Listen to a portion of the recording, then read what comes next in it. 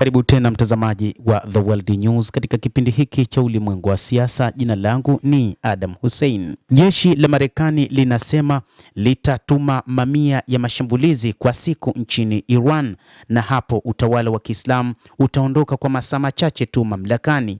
Jeshi la Marekani limesema kwamba ikiwa wataanzisha mawimbi ya mashambulizi nchini Iran, watafanya mashambulizi ya kimkakati katika maeneo muhimu ya makombora na watatumia njia zote kuhakikisha ndani ya muda mfupi wanaweza kuondoa utawala wa Iran. Mkusanyiko mkubwa wa mali za kijeshi za Marekani katika Mashariki ya Kati sio tu kuonyesha nguvu, bali ni ishara kwamba Marekani ina uwezo wa kusambaratisha muundo wa mamlaka na utawala wa Iran kwa muda wa saa chache. Hii ni kulingana na makamu admiral Bob Howard, naibu kamanda wa zamani wa kamandi kuu ya Marekani CENTCOM. Jambo moja aliloonyesha ni kwamba Rais Donald Trump anafanya anachosema. Howard aliambia gazeti la The Jerusalem Post la nchini Israel, akitoa mfano wa kujiondoa kwenye mpango kamili wa utekelezaji wa pamoja na msimamo wa Marekani kwamba haitavumilia Iran yenye silaha za nyuklia.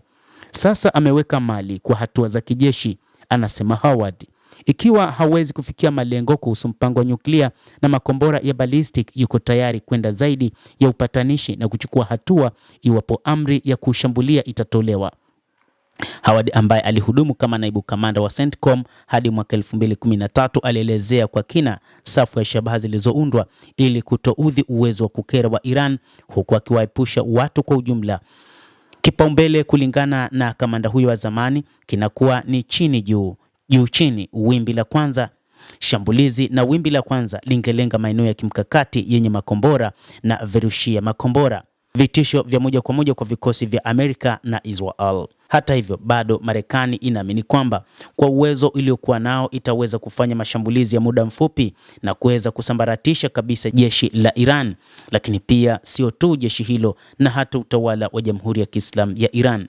Hiyo ndio mipango ya Marekani, kwamba kwa siku itatumia mamia ya makombora kufanya mashambulizi dhidi ya jamhuri hiyo ya Kiislamu ya Iran ili tu iweze kupata mafanikio ya haraka. Kipaumbele cha pili kitakuwa kuwatenganisha mabaki ya waasi nje ya nchi ambayo yanahatarisha kulipiza kisasi dhidi ya Israel. Marekani inaweza kushambulia makao makuu ya IRGC, na hata hivyo mabadiliko makubwa zaidi katika mkakati yanahusu mshiko wa ndani wa serikali juu ya madaraka.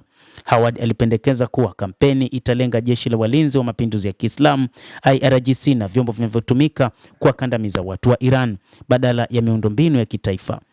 Hautaangalia miundombinu, Howard alielezea. Hii ni kuwapa watu wa Iran mabadiliko katika serikali. Kwa hivyo nadhani aina hizo za shabaha hazitafikiwa. Itazingatia tu mambo ambayo yanawezesha utawala wa IRGC kukandamiza watu. Pengine onyo la kutisha zaidi kwa Tehran lilikuwa maelezo ya Howard ya uwezo wa kisiasa wa vita vya Marekani ambavyo alibainisha kuwa ni bora zaidi kuliko yale yalionekana katika vita vya Iraq na Afghanistan, kwa sababu ya kile tumejifunza na kile ambacho tumeweza kukuza kulingana na teknolojia.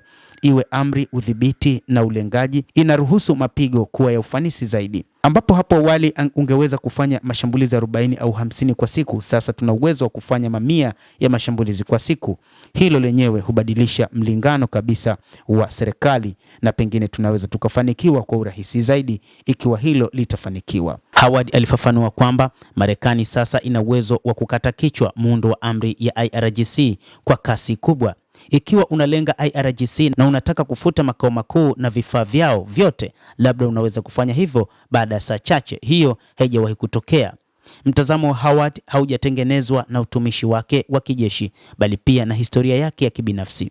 Familia yake iliishi Iran kuanzia mwaka 1968 hadi 1979 na alikuwa nchini humo kama mkuu katika chuo cha wanamaji cha Marekani wiki chache kabla ya Shah kuanguka, kwa maana ya utawala ulioondolewa na Jamhuri ya Kiislamu ya Iran. Akikumbuka mapinduzi ya mwaka 1979, amebainisha kwamba mabadiliko yalikuja wakati jeshi lilihama kutoka kuunga mkono utawala wa kifalme na kuunga mkono watu. Anaamini mienendo kama hiyo ni muhimu kwa mabadiliko yoyote yajayo huko Tehran.